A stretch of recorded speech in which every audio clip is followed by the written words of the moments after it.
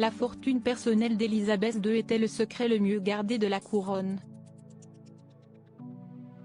À sa mort le 8 septembre 2022, elle avait accumulé au fil de ses 70 ans de règne, 370 millions de livres, 420 millions d'euros, selon le Sunday Times. Mais rien n'a jamais été officialisé. Désormais roi, si est-il au tour de Charles III de voir ses comptes scrutés à la loupe. À quelques jours du couronnement, qui se déroulera le 6 mai prochain en l'abbaye de Westminster, The Guardian a décidé d'enquêter sur la fortune personnelle du monarque largement dissimulée au public et dont il est impossible de connaître la valeur totale du patrimoine, est-il précisé en préambule. Néanmoins, le quotidien britannique avance une estimation, près de 2 milliards de livres sterling soit plus de 2,2 milliards d'euros. Une somme très loin des 670 millions d'euros avancés par The Sunday Times. La liste des biens du souverain britannique est révélée dans le détail. Tout d'abord la flotte automobile. Rolls-Royce, Bentley, Jaguar. The Guardian a identifié 23 véhicules au Royal Mews de Buckingham Palace et à Sandringham, le domaine privé du roi. À noter que certaines voitures royales appartiennent à des particuliers ou sont prêtées au Windsor par des fabricants ou encore sont détenues par le monarque au nom de la nation. Un calcul prudent, basé sur des estimations d'experts, des voitures dont on peut supposer qu'elles sont privées, suggère qu'elles valent 6,3 millions de livres sterling, un peu plus de 7 millions d'euros. Note de la rédaction, expliquent nos confrères. Concernant les châteaux et résidences, Buckingham Palace et Kensington Palace n'appartiennent pas à Charles III mais sont au nom de la nation.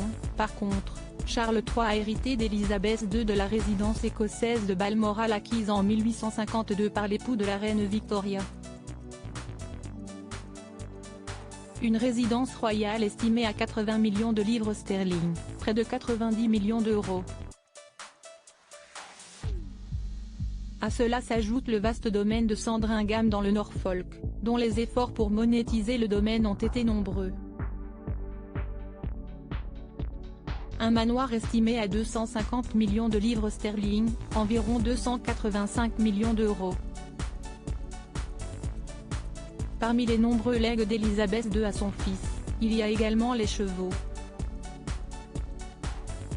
70% d'une valeur totale estimée à au moins 27 millions de livres sterling, 30 millions d'euros. À la mort d'Élisabeth II, Charles III a commencé à liquider ses biens équestres pour de jolies sommes. D'une valeur sentimentale inestimable, la collection philatélique royale, l'une des plus précieuses au monde, pèserait également lourd dans la balance, 100 millions de livres sterling selon des experts, 113 millions d'euros. Buckingham Palace, le palais de Kensington. Découvrez les lieux de résidence des membres de la famille royale britannique. Cadeaux, investissements, revenus privés. Concernant les cadeaux, doivent être distingués les cadeaux officiels, qui sont généralement reçus dans le cadre de fonctions officielles, et les cadeaux personnels, qui proviennent de personnes connues personnellement des membres de la famille royale. Une règle qui n'empêche pas un certain flou. Parmi ces précieux cadeaux, des œuvres d'art. Du Chagall, du Dali ou encore du Monet, une collection d'objets précieux estimée à 20 millions de livres sterling, plus de 22 millions d'euros.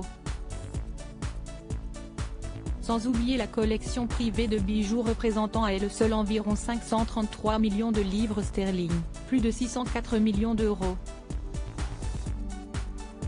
Cette liste serait incomplète sans les investissements et les actions des Windsor, mais également les dizaines de millions de livres de revenus privés reçus chaque année grâce au domaine héréditaire. Le duché de Lancaster par exemple assure au roi des paiements annuels très lucratifs d'environ 20 millions de livres sterling par an, plus de 22 millions d'euros. Des chiffres qui donnent le tournis. Et The Guardian de préciser que ces recherches mettent en évidence l'atout financier le plus précieux de la famille Windsor, l'immunité totale en matière de droit de succession. Cette immunité a probablement permis à Charles III de recevoir la fortune de sa mère sans aucune contribution au trésor public. Un constat qui risque de faire grincer des dents. À quelques jours du faste du couronnement et alors que le Royaume-Uni traverse une importante crise économique, cette enquête ne devrait pas franchement faire les affaires de Charles III. De quoi donner du grain à moudre aux anti-monarchistes qui se font entendre à chacune de ces apparitions publiques. Crédit Photo, agence.